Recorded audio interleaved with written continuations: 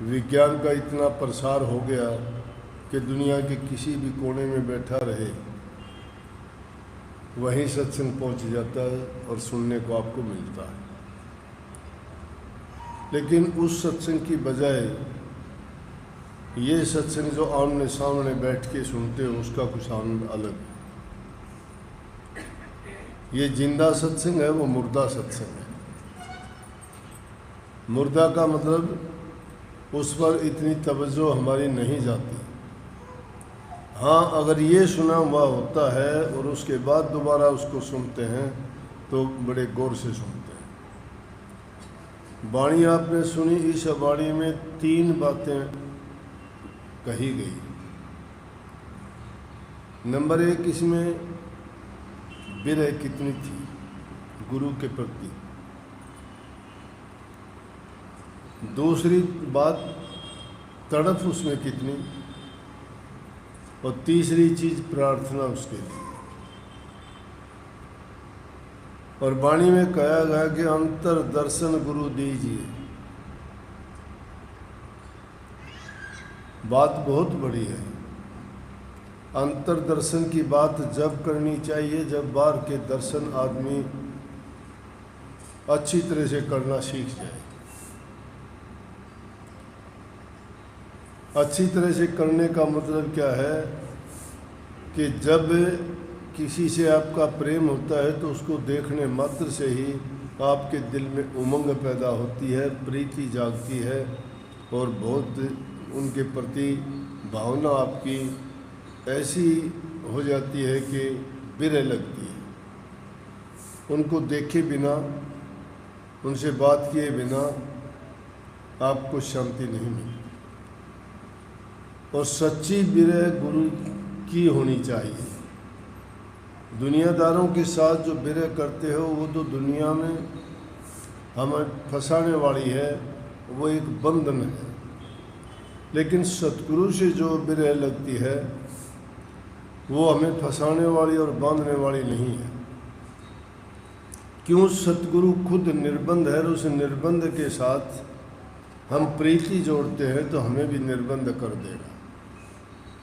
दुनियादारी के लोग दुनिया के कामों में बंधे हुए हैं, जकड़े हुए हैं।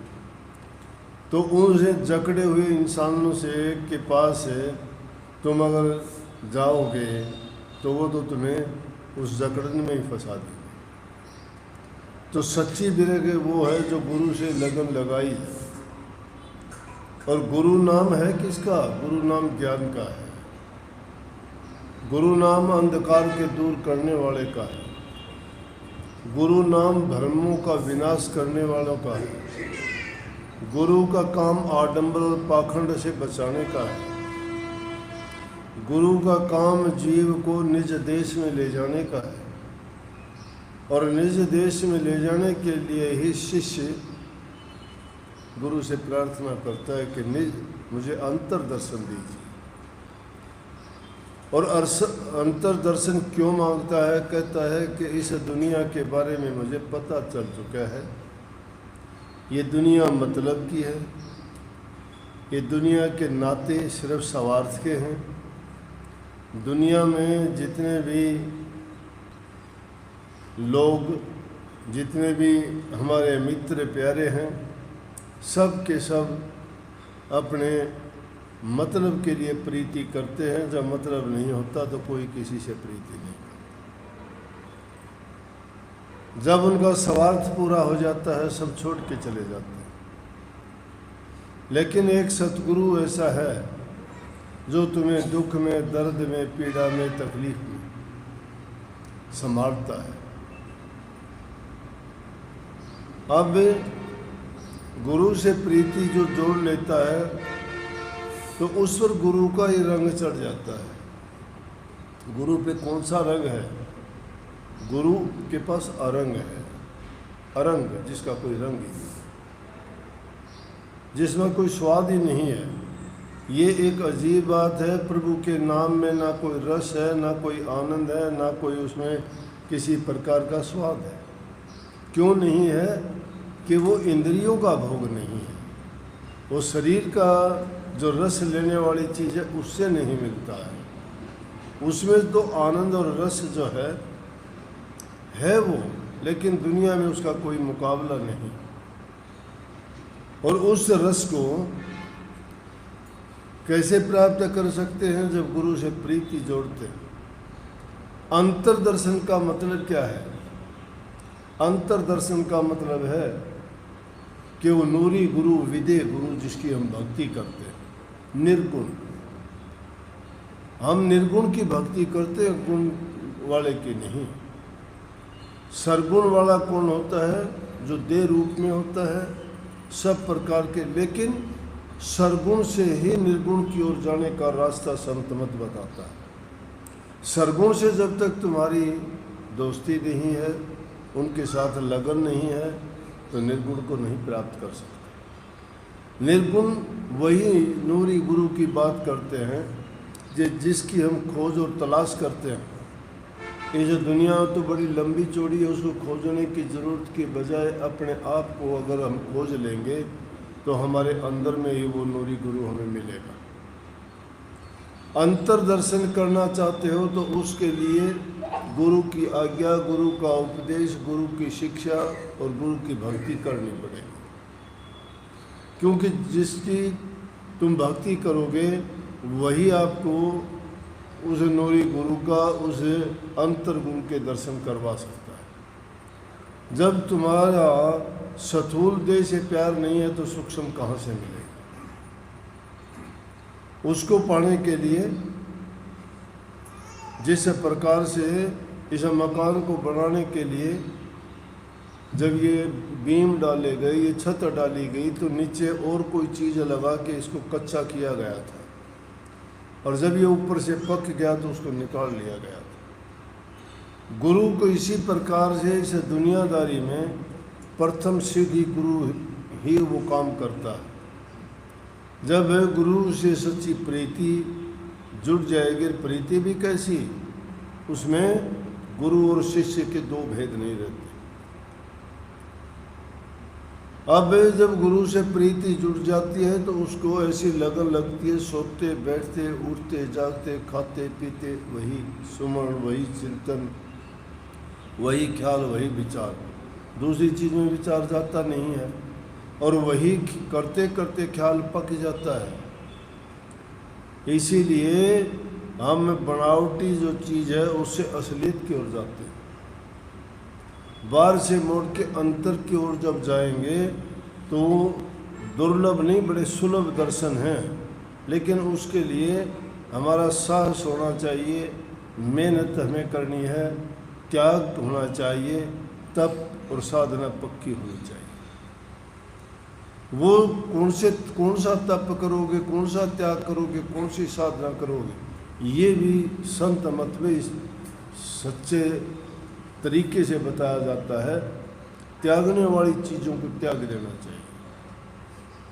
संत मत में ये नहीं कि हम ये कहते हो कि बच्चों को त्यागो, घर बार को त्यागो, पत्नी को छोड़ दो, काम करना छोड़ दो, गलत बात। अगत और जगत दोनों बनाने के लिए पहले जगत को बनाओ। जब तक इंसान कोई कर्म काम नहीं करता है, रोजी रोटी अपना नहीं कमा के खाता है, दूसरे पर भार बन जाता है, और दूसरे पर भार बना हुआ इंसान उसका कर्जदार बन जाता है। तुम कोई भी किसी से चीज़ अगर लेते हो तो समझो तुमने वो एक प्रकार का कर्जा उससे ले लिया। इसलिए पहला काम है अपना काम करके खाओ, कमा के खाओ, पहला नियम है।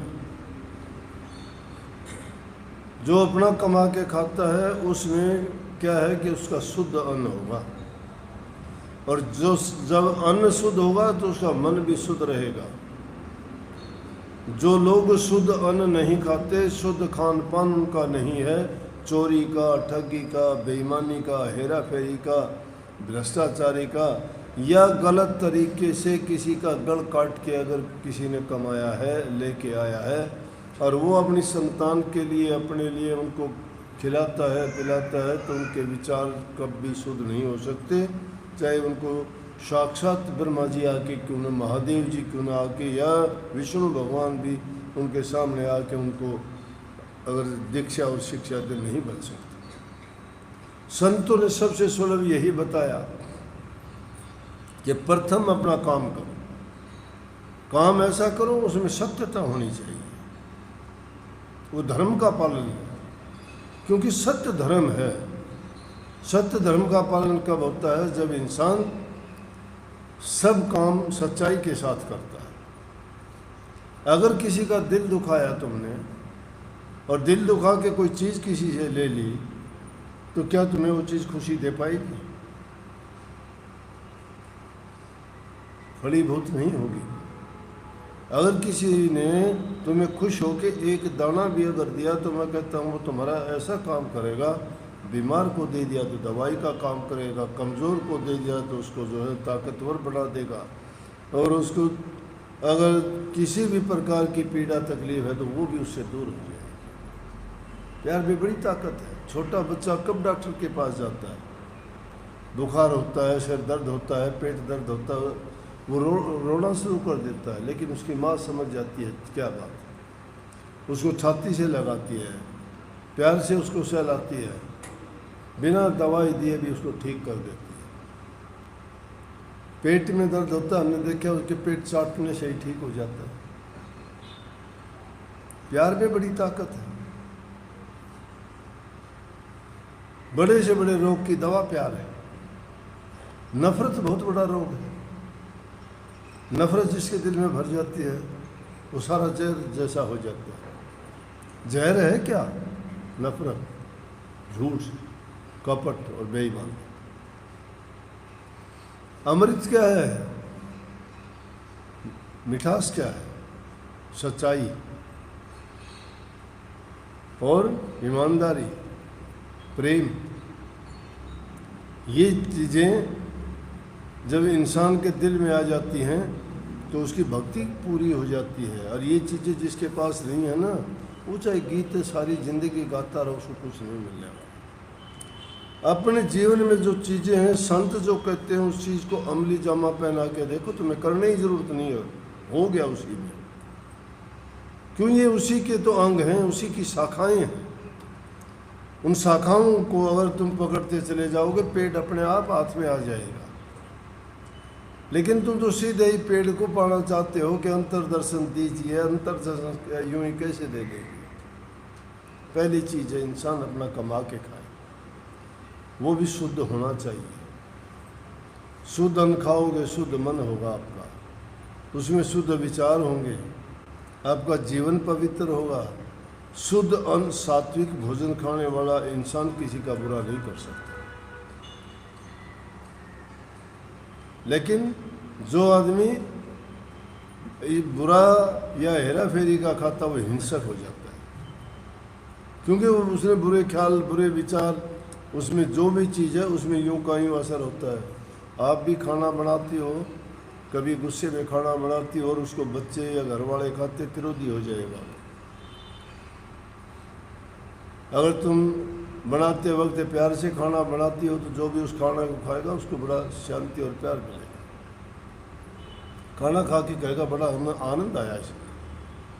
क्यों? बनाने वाले के जो विचार और ख्याल हैं उस काम में सब उसी में जुड़ जाए। अब जो आदमी मुर्गा बकरा मार के खाते हैं, वो मिमाता है, उसका गला काटा जाता है, वो बेचारा अपनी भाषा तो हम उसकी नहीं समझते, लेकिन वो जब अपनी भाषा में क्या क्या कहता होगा, कितनी बद्दुआ देता होगा, जो इंसान उसको खाता है मार के, तो सुखी कैसे रह सकता है?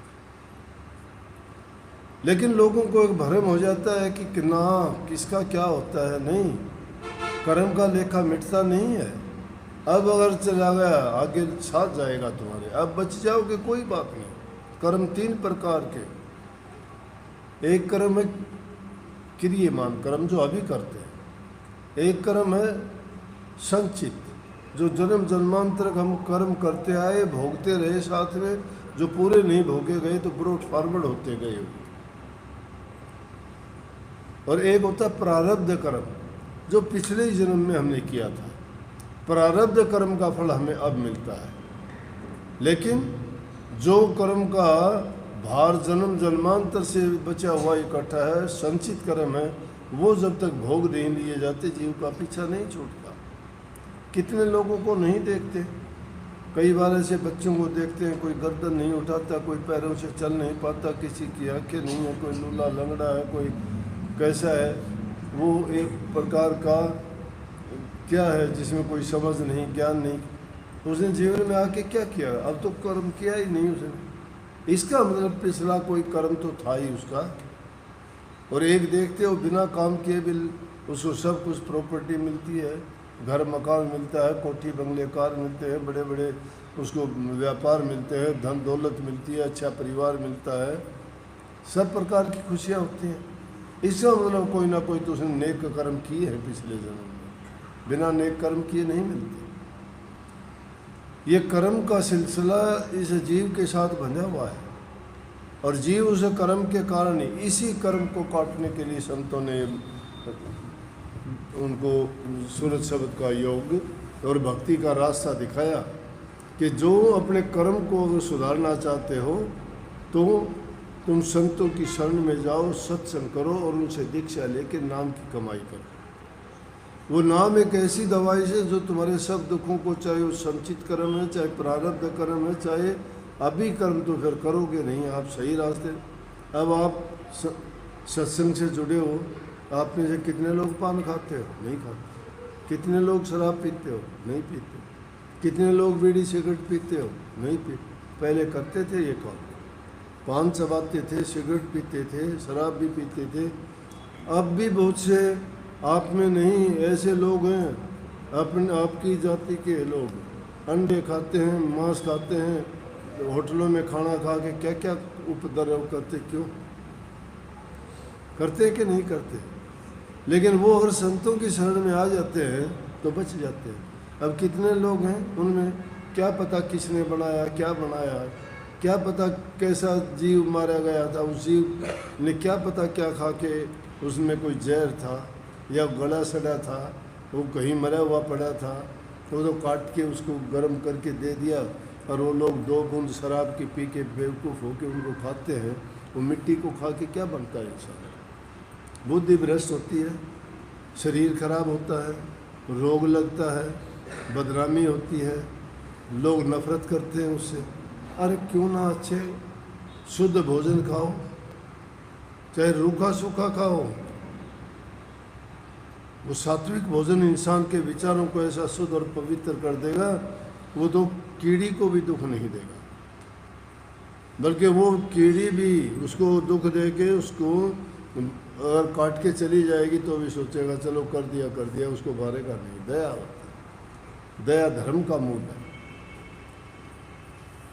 तो पहली चीज़ है कि इंसान अपने अन्न को सुधारे।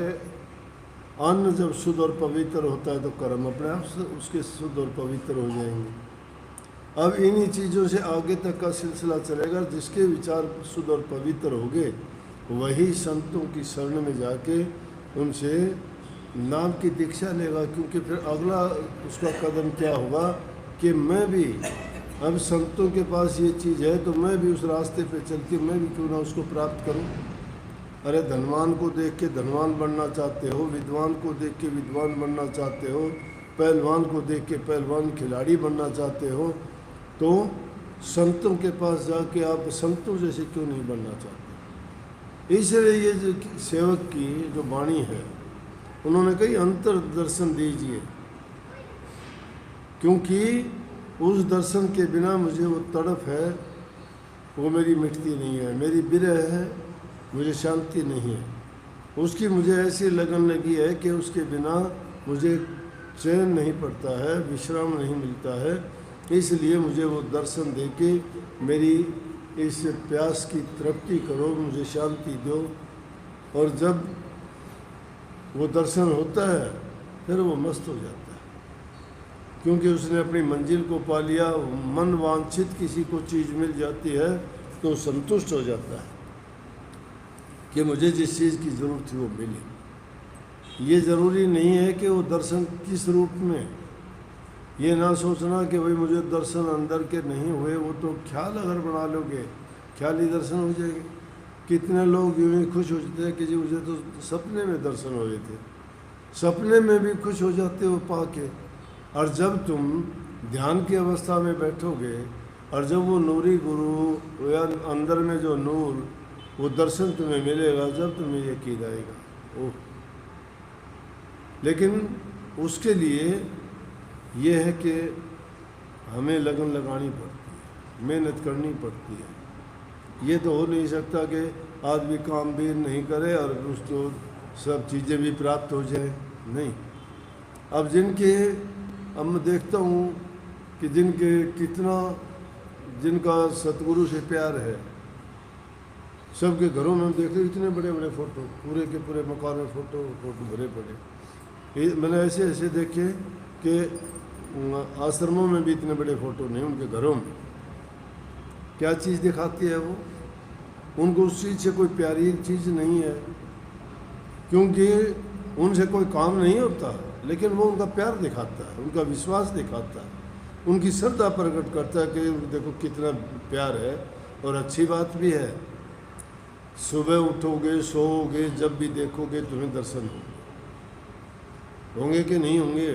कुछ लोग तो कुछ करते ही नहीं, बजे और मत्था झुका के दर्शन करके ही खुश हो जाते हैं। अंतर दर्शन की जरूरत ही नहीं, इतने बार के दर्शन से ही संतुष्ट हो गए। तो वो उनका प्यार दिखाता। जब इतना प्यार उनका बाहर कहाँ से आ गया? अंदर में था, वो बाहर आया है, और जो बाहर है वो उसके अंदर भी है। तो उसको ज़रूरत नहीं है कि उसको अंतर दर्शन मिले या ना मिले, उसकी कोई हमें ये सोचना भी नहीं कि मुझे क्यों नहीं हुए। उसका क्रिया, उसके विचार, उसके ख्याल, उसका बोलचाल, उसका तौर तरीका, सब का सब ये प्रकट कर देता है कि उसका कितना विश्वास और कितनी श्रद्धा। महाराज जी तो इस बारे में बड़े कर रहे थे, किसी के घर में जब फोटो नहीं देखता बोले चलो यहाँ से खड़े हो। मेरे सत्संग ही नहीं है जिनके घर में फोटो नहीं। अरे घर में तो फोटो एक प्रकार का चौकीदार बिठा दिया गुरु को। क्यों? बहुत बड़ी अच्छी बात है। राबा बसरी एक लड़की थी, बचपन में उसको डाकू उठा ले, लेकिन पवित्र ख्याल की थी, अच्छे माँ बाप से पैदा हुई लड़की थी, अच्छे संस्कार उसको मिले थे। डाकू उठा ले गए, डाकू उठा के ले जाके उसको वैश्याओं के घर बेच दी। जवान हुई। अब वैश्याओं का तो जो काम होता है, उनका जो धंधा होता है, वो धंधे में लगाने की कोशिश कर दी। धंधा क्या? वे विचार करना, पैसे लेना, किसी को सौंप देना। लेकिन उनको कोई दया धर्म तो है नहीं, उनको तो पैसे से मतलब। परंतु राबा बसरी के पास में कोई भी जाता, अगले दोबारा होगा उसके घर में उसके जाता ही। तो जिसके वो कोठे पे रहती थी, वो बड़ी हैरान कि लड़की सुंदर है, लड़की जवान है, ग्राहक एक बार आता है दोबारा क्यों नहीं आता? कारण क्या है? एक दिन उन्होंने सोचा कि आज छिप के देखेंगे कि ग्राहक के साथ यह कैसा बर्ताव करती है, क्योंकि उन लोगों का काम तो उनकी भक्ति, उनका भगवान तो उनकी पूजा तो पैसा है। वो चाहे उनके साथ कैसा भी बर्ताव करे, पैसा चाहिए उनको इस चीज़ से मतलब नहीं। आया कोई ग्राहक, वो भी कोई अच्छा ही इंसान था, उसने पैसे दिए, उसने भेज दिया उसको। कमरे के अंदर गई और वो छिप के सुनने देखने लगी। तो उससे कहने लगी, आइए महापुरुष, बैठिए। बैठ गए। वो हैरान कि वैश्या के घर में ऐसा बर्ताव, उनका तो बोलचाल का तरीका ही गलत होता है। बोली आओ महापुरुषों बैठो। वो कहने लगा, मैं जिस काम के लिए आया हूँ वो काम करना है मुझे। बोला कोई बात नहीं, मुझे पता है। आप ऐसा करो, मैं थोड़ी पूजा कर लेती हूँ, आपका भी कोई इष्ट हो तो आप भी कर लो। अच्छे विचारों का था, मन में चोट लगी। वो वैश्या के कोठे पे, और ये पूजा की बात करती है, भक्ति की बात करती है। फोटो लगा रखा उसने। हैरान हो गया देख के, और उससे कहते तेरा भी कोई इष्ट है तो तुम भी उसकी पूजा कर ले थोड़ी देर के लिए, फिर उसके बाद तू काम आया वो काम कर लेना।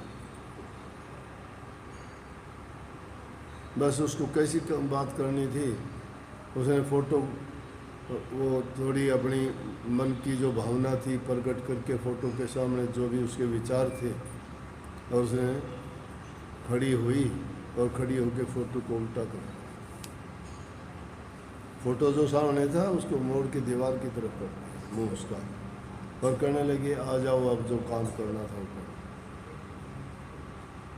बहुत शुद्ध आत्मा देखते हो, पवित्र देखते हो आप, किस गंद खाने में आप आके फंसते हो। हमारा काम ये जिंदगी बर्बादी का काम है जहाँ तुम आए। आदमी ने हाथ जोड़े, उसने पैर पकड़े, क्यों?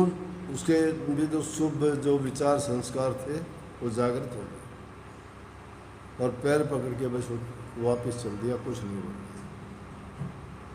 और उन्होंने भी देख के उन्होंने सोचा, उनके विचारों पर भी बड़ा असर है। क्यों? हम इतने दुष्ट, इतने पापी हैं, एक इतनी नेक रूह को हमने किस गलत काम में डाल दिया। लेकिन उसकी ये पवित्रता थी कि उसके पास जो भी इंसान आता था इसी तरह से करती थी। वो इंसान ना तो कोई गलत काम करता था और वापस उससे माफ़ी मांग के जाता था, फोटो के कारण, दर्शन के कारण। ये उस फोटो का, उसका दर्शन का महत्व होता है। अरे फोटो देखते हैं घरों में, तुम किन के नंगे फोटो, अर्धनग्न फोटो लगे होते हैं, क्या संस्कार देंगे तुम्हें वो? बोलो, संतों के, महापुरुषों के, उनके फोटो लगाइए घरों में। आने वाला भी देख के पूछेगा। कितने लोग आके कहते हैं कि बोले जी मैं फलानी जगह गया था तो आपका फोटो देखा, मुझे तो जब पता लगा वो भी अपने सत्संगी है। फोटो जोड़ देता है, इंसान को जोड़ देता है, बुरे विचार वालों को भी सुधार देता है। फोटो अगर वास्तविक के साथ में जुड़ जाए तो आदमी वो नहीं सुधरेगा क्या? ये फोटो रखने का महत्व होता है। तुम भी तो अपने पति के फोटो अपने उसमें मंगलसूत्र में वो जोड़ के रखती हो कि नहीं? लगाते हो? तुम्हारा प्यारा होता है बटुए में रखते हो कि नहीं रखते? रखते हो कि नहीं रखते? मैं तो रखता हूँ, तुम्हारा मुझे नहीं पता। ये देखो मैं कभी अलग नहीं होने देता। बटुआ में कभी नोट डालूंगा, इसमें नोट रहेंगे जरूर, लेकिन कभी किसी को नोट देता दिखाई दिया मैं इसमें से? नहीं। सुबह उठते ही रोजाना मेरी जेब में डालता हूँ, रात दिन मेरे पास रहता है। उससे जुदा कब होगे? जुदा होते ही नहीं। जुदा इंसान दिल से होता है, और जिसका दिल से जुड़ गया वो तो उसको सोते जागते उठते सपने में नींद में हर हाल में पीड़ा में दर्द में तो सभी याद करते हैं। सब करते हैं कि नहीं? तो इसलिए हम सुख में सुमरण करने वाले नहीं, हम सुख में सुमरण करने वाले हैं, हम दुख में सुमरण करने वाले नहीं हैं। दुख में सुमरण तो दुनियादारी के लोग करते हैं, मतलब ये स्वार्थी, जब मतलब पड़ा तो गुरु गुरु और नहीं तो गुरु कुछ नहीं। जब दुख पड़ता है, लेकिन फिर भी संत मत की एक खूबी है, स्वामी जी महाराज ने कही है कि जब जब मार पड़ी दुखन की तब तक डर डर भजन की ओरी, देखो मेर दया सतगुरु की, उसी भजन को मान ली ओरी। भजन करना सीख जाओ, वो तो फिर भी तुम दुखों में भी अगर डर के करते हो, कितने गीत गाते हो। सुख में गुरु जी तेरी याद में आई, दुख में गुरु जी तुमसे प्रीत लगा। सारा दोष है मेरा मैं करता हूँ स्वीकार,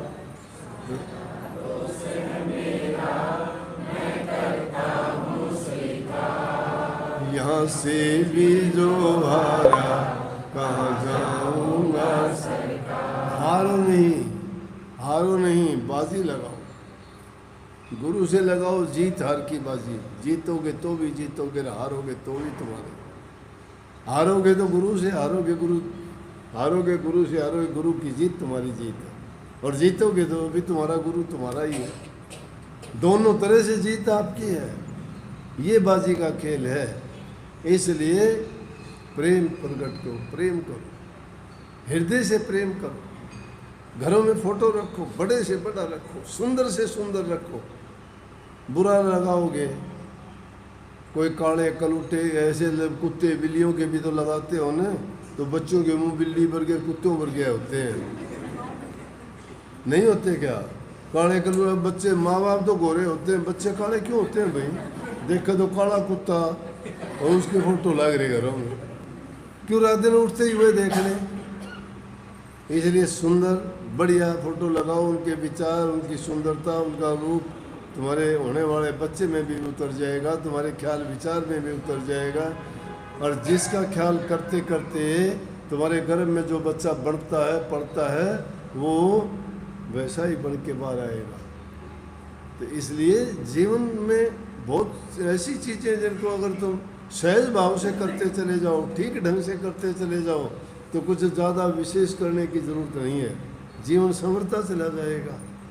रास्ता सीधा पकड़ो, टेढ़े मेढ़े रास्ते में तो आएंगी, लेकिन रास्ते में सीधे चलोगे ना, चाहे वो लंबा हो लेकिन मंजिल पर पहुंचाएगा आपको। लेकिन टेढ़े मेढ़े रास्तों पर अगर पड़ोगे ना, फिर तो तकलीफ उठानी पड़ेगी। इसलिए भाई सत्संग रोज़ाना किया करो, प्यार किया करो, श्रद्धा यकीन रखा करो, पुकार किया करो सच्चे दिल से। जो पुकारता है उसकी पुकार सुनी जाती है, जो नहीं बोलता उसकी नहीं सुनी जाती। क्या पता उसको? बच्चा रोता है, तुम कहते हो दूध पिएगा, दूध नहीं पीता, नहीं मानता। बच्चा रोता है, आप कहोगे इसके पेट में दर्द है, दवाई दिलाओगे, फिर भी नहीं मानता। बच्चा रोता है, कहोगे इसकी कब्जी है, तुम उसका ख्याल करोगे। रोता है वो, भूख लगती है रोता है, दर्द होता है वो रोता है, रोता नहीं, वो पुकार करता है, उसकी ज़बान नहीं है। और जब ज़बान हो जाती है तो आदमी पुकार करता है, उसको मांग के ले लेता है कोई चीज़, किसी को मुझे दो, मेरा ये काम करो, बोलता है। तो जब तुम सतगुरु से, मालिक से पुकार करोगे, क्या वो नहीं सुनता? मैंने एक बार कही थी, मेरा याद है कि He hears you, do you speak, do you pray? वो सुनता है, क्या तुम प्रे करते हो उसके? वो सुनता है, प्रे करते हो क्या? उसको याद करते हो क्या? याद करो उसको। जब याद करोगे हाजिर मिलेंगे, वो तुम्हारे से दूर नहीं है। दूर तो उन लोगों के जो विचारों से दूर कर रखा है। वो हर कण कण में मौजूद कैसे हैं और किस रूप में प्रकट होकर तुम्हारे काम कर जाता है, पता भी नहीं लगता तुम्हें। अनेकों रूपों में आके तुम्हारी मदद कर जाता है, पता ही नहीं। इसलिए उसको हर हाजिर मानते हैं, इसीलिए सर्वशक्तिमान मानते हैं, इसीलिए वो विदेह है, इसीलिए वो अदृश्य भी है, उसका रंग रूप रेखा कुछ नहीं है, इसीलिए वो निर्गुण है, उसके गुण दिखाई नहीं देते हैं कोई भी, लेकिन काम सर्वगुण के सारे करता है। सबको बहुत बहुत आशीर्वाद।